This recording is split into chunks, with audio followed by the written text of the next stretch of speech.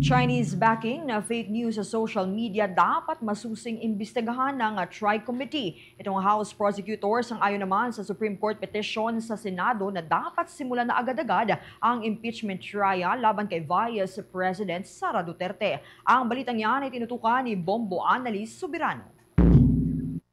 Nananawagan ang mga lider ng Kamara na magkaroon ng masusing investigasyon sa pagdinig ng Tri-Committee sa umano'y disinformation campaign na suportado ng China sa social media, partikular ang issue sa West Philippine Sea at political propaganda na nakikinabang ang ilang mga individual sa bansa. Binigyang diin ni House Assistant Majority Leader at Lanao del Sur Representative Zia Alonso Adyong ang matinding epekto ng nasabing disinformation network, lalo at nalalapit na ang 2025 midterm election.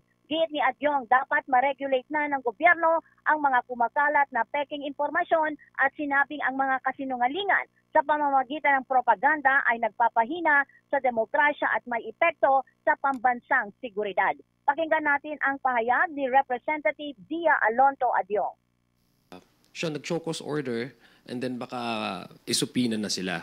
I think the issue that the TRICOM is now discussing is very much important kasi ang age po natin talaga ngayon is its information technology and we are using the internet as a space to exchange ideas and inputs. And sometimes, lalo na pag ganitong campaign period, talaga nagagamit ito to propagate fake news. I think all of us should agree that we need to regulate this, the dissemination of malinformation, disinformation.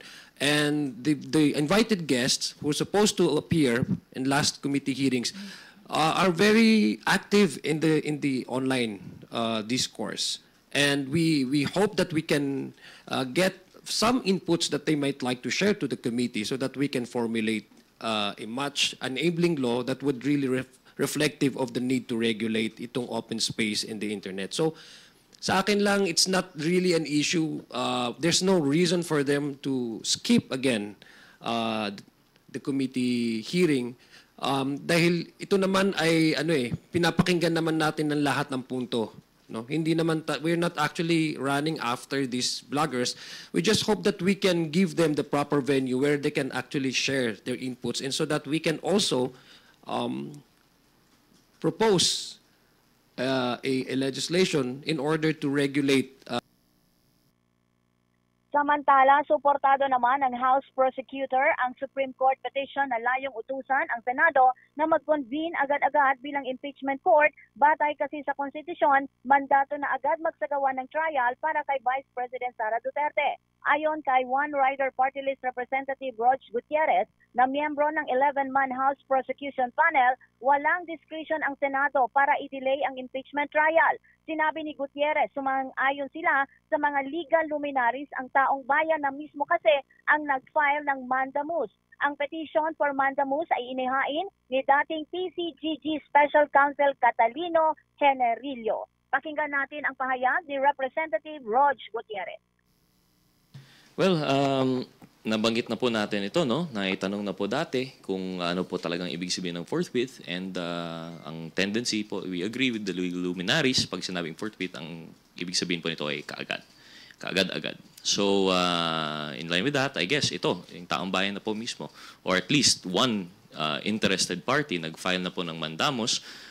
Para sa kinalaman po ng lahat, ang mandamus po ay isang action dito sa Supreme Court in which ito ay relief na humihingi na aksyonan na po ng isang agency or branch of government ang isang bagay na dapat aksyonan. So, ibig sabihin nito, kapag nakikita ng isang tao na ang isang bagay ay responsibilidad na dapat aksyonan ng agency or branch, they seek relief with the Supreme Court. Mandamos po yung ginagamit. So, dito si Representative Roch Gutierrez. Mula sa Kamara, Bombo Annalise Montaño Soberano nag-uulat para sa number 1 and most trusted radio network in the country, Bombo Radio Philippines, Basta Radio, Bombo!